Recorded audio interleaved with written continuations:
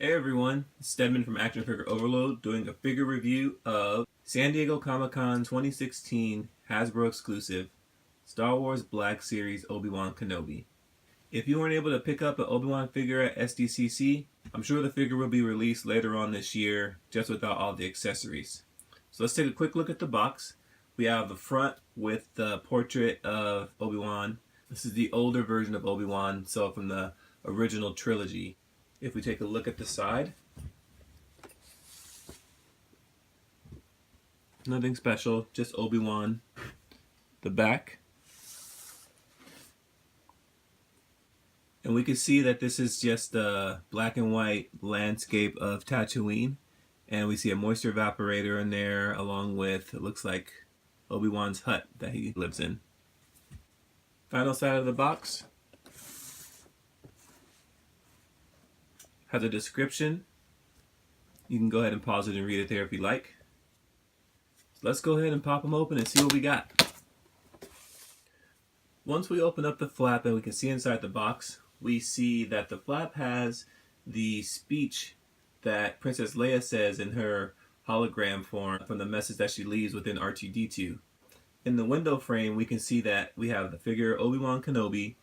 We have Obi-Wan's lightsaber with Anakin's old lightsaber that he's going to hand off to Luke. And we have the table with the holographic message from Princess Leia. There's also a couple little trinkets in the background there. So about that holographic Leia, I remember hearing a rumor that it was going to light up or, glow just a little bit. It wasn't really confirmed, so I wasn't too sure what was going to happen with it. I just thought it was going to be a cool accessory to have. Turns out, not only does it light up, it speaks. The first object on the table is actually a button, and if we press that button, we get part of the message that Leia left for Ben. Help me, Obi-Wan Kenobi. You're my only hope. Now I'm already excited because this thing not only lights up, it speaks, and that's already cool for a toy, and the bar was already set for me. But Hasbro took it a step further. If you press the button a second time, not only does it play the first part of the message, it plays the entire message. So go ahead and read it along on the side flap as we listen to it right now. Kenobi, years ago you served my father in the Clone Wars. Now he begs you to help him in his struggle against the Empire. I regret that I am unable to present my father's request to you in person, but my ship has fallen under attack, and I'm afraid my mission to bring you to Alderaan has failed. I have placed information vital to the survival of the rebellion into the memory systems of this R2 unit. My father will know how to retrieve it. You must see this droid safely delivered to him on Alderaan. This is our most desperate hour. Help me, Obi-Wan Kenobi. You're my only hope. Can we just take a second to realize how amazing that was? I mean, that was the whole speech. That's crazy. I was already super excited for this figure, but that extra detail just made this the best exclusive that I got this year. The box also has a side compartment with a stand, just in case if we're looking to display Obi-Wan instead of pulling him out of the box.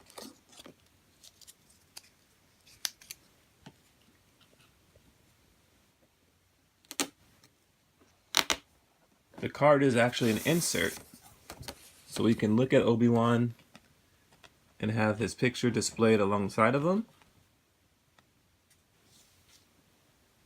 Or we can have it show the message from Princess Leia.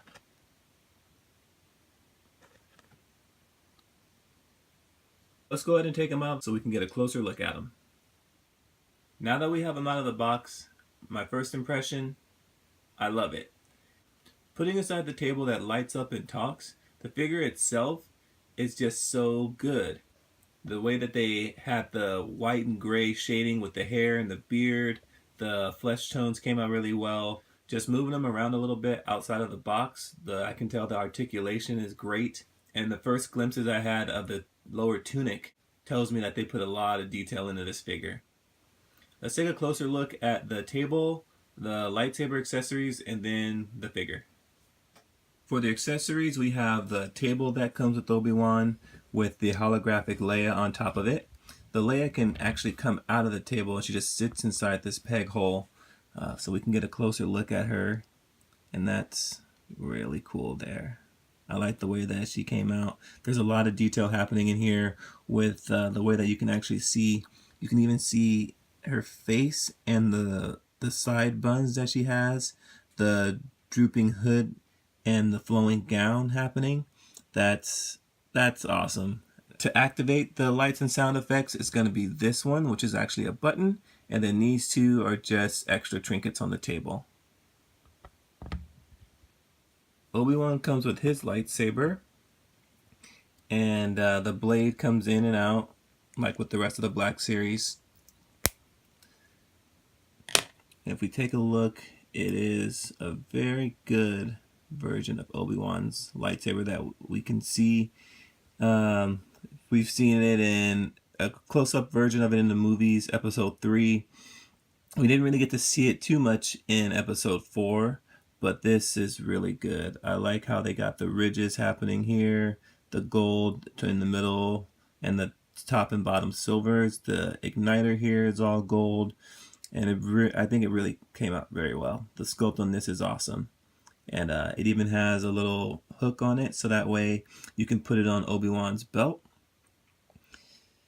and I think it came out really well. And looking at Anakin's old lightsaber, it's a little less detail. It's all silver. We do see some red happening here.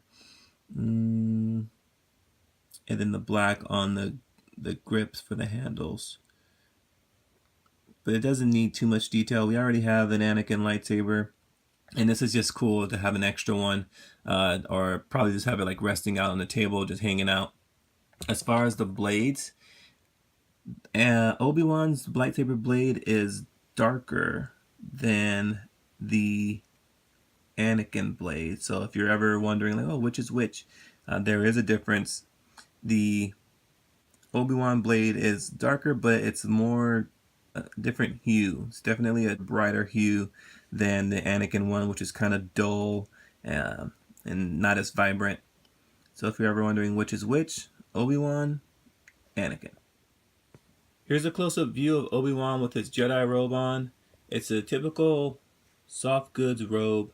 I like it a lot. The way the hood is large like it is in the movies, so that way it like droops down and hangs down off the back, but it still is enough to just cover the top of his hair, or it can come down a little bit if he wants to kind of like cover himself up just a little bit. I think the length is perfect to go along with the sleeves. It really complements that. It doesn't, droop past it too much, so that way you can't really see what's going on with the sleeves. But then it's not too short where his sleeves are like all the way down here or anything like that. It's perfect the way that it was cut. The length goes just down to his feet, and typical of the Jedi robe, like it drags just a little bit. So his is the good length there as well. So I'm just going to go ahead and say that this is one of the best head sculpts I've seen from the Black Series line. The coloring in the hair and the beard, the cheeks came out really well. It shows Obi-Wan's age, but he doesn't look super old. And the detail and texture in the beard, it just looks great. Even the detail and the sculpt inside the ear, I think it came out perfect. Moving down, we have his under tunic, brown shirt, just a plain brown shirt with a couple of little wrinkles in there, not too much detail there. But we do have his overrobe, or his over tunic, and there are a lot of details here. We can see all the lines and all the folds that we have. The arms, there are some lines going down, showing like the wrinkles and how like they're creased. And just so if he's just standing with his arms down, how it would look with this tunic just hanging down, flowing in the wind or whatever. We have his belt. Just a closer look at his belt, where he has his pouch right here on the side. We have some gold buttons there, so that came out nice, just going around. So it's just good all the way around. And then we have a hook here for his lightsaber. You can hang the lightsaber on his waist. Going down, the tunic has the waist straps dangling down, so that's cool. And here's the back of that. The bottom of the tunic flaps out, so they're the soft PVC. So that's going to be good for getting those poses in there. We take a look at his boots. The boots match the brown pants, so you can hardly tell where the pants end and the boots begin. But you can start to see like the boot details here, the slight wrinkles in the boots. You got some boot straps, and then they're just solid brown boots. For the articulation, he can look down quite a bit, so he can look almost straight down, and the head can move almost straight up. So that's cool. Rotates left and right. At the shoulder, it moves up and out. At the elbow, they can bend at 90 degrees, and there's also rotation at the elbow. The wrists do rotate, and they also move in and out, and that's what's going to allow Obi-Wan to get into those dynamic poses and hold the lightsaber with two hands. He does turn at the waist, and he can move forward just a little bit, not too much, but he can move back a lot. For the legs, they come out that much here, so he can't really do the splits. The left leg definitely goes up higher than the right leg because the cut is higher on the left side. If we lift this flap up, we can see that he does have upper thigh cuts there, so we can get some rotation going on there. Double jointed knees, and the ankles bend out down quite a bit, up, and move side to side. Obi-Wan stands in at about 6 inches. Here he is next to Tatooine Luke, and here he is next to Vader. I couldn't be more pleased with how this figure turned out. The paint and sculpt are perfect, giving Obi-Wan so much detail. The lightsabers and robe accessories are fantastic, and the hologram Leia table just blew my mind. Whether to display it in the box or open it up and play with it, if you're a fan of the Black Series, then Obi-Wan is a must-have. Thanks for watching. If you like this video, go ahead and hit the like button. You can check out my other videos and subscribe to this channel. You can also check out my Facebook and my Instagram.